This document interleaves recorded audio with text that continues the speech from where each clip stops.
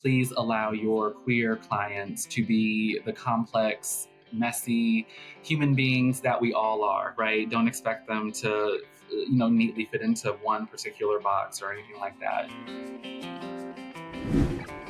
LGBTQ plus individuals are disproportionately impacted by homelessness, and not every homeless response program is safe or welcoming for this population. Here are 5 steps to help make your program more welcoming. Well, hello, everyone. My name is Kylie Madhav. My pronouns are she and her. I'm currently based in New York City, and my role within SAGE is the Senior Director of Diversity, Equity, and Inclusion. While this is not universally true, there are, of course, shelters that are more affirming of queer people.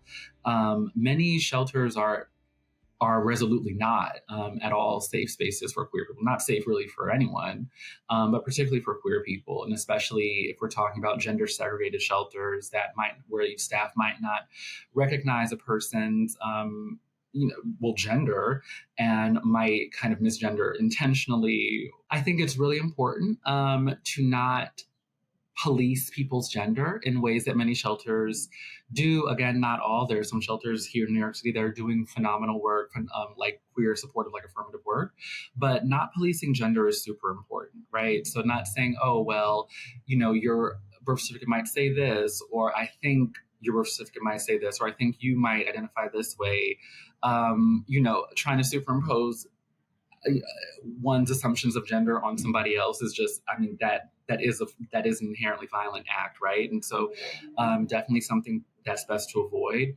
Also, if your question is like, how can people who are working within the system make their spaces more affirming, the way that we destigmatize other topics, in our social discourse is by being open about them and like being like, hey, like, it's so like some people are Black and that's okay. Some people are immigrants, that's okay. Some people are women and that's okay, right? Like we celebrate our differences.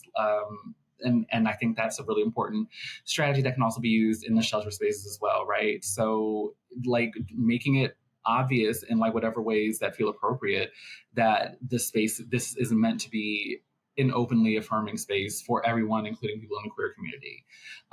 Also as well, like even once you've done that and let's say that there are, people in your space, like in your shelter who might identify as gay or lesbian or bisexual, as I mentioned earlier, there are many, many differences in lived experiences between different members of the LGBTQ plus community. And not everyone experiences life the same way. Not everyone navigates the same challenges. And so just because the space is affirmative of like, for example, cis gay men or cis lesbian women does not mean that it's necessarily a trans affirming space. So, and in my experience, I have found that trans people are, I would argue, most at risk within the queer community of various sorts of like discrimination that one might experience. So it's really important that even if you think that your space is queer affirming and all of that, making sure it's explicitly trans affirming. I think like as a country, we have not yet reached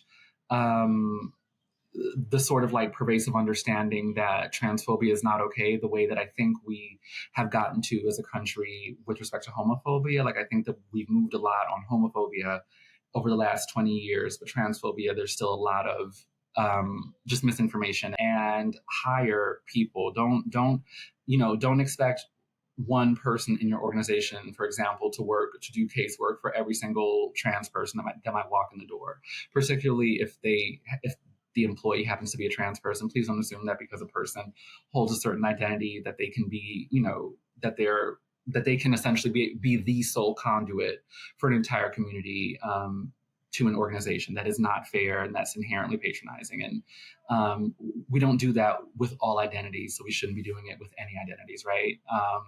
The LGBTQ plus community is not a monolith, right? So, like I think there are various tropes that exist as pertaining to the community. Like we can all like name a few, I'm sure, but we have to like remember that just because a person holds a certain identity, it doesn't mean that we understand their experience. So when you're working with anyone, right, but especially with queer people, please don't assume that you know 100% like what their challenges are, like what their needs are. Please allow your queer clients to be the complex, messy human beings that we all are, right? Don't expect them to, neatly fit into one particular box or anything like that.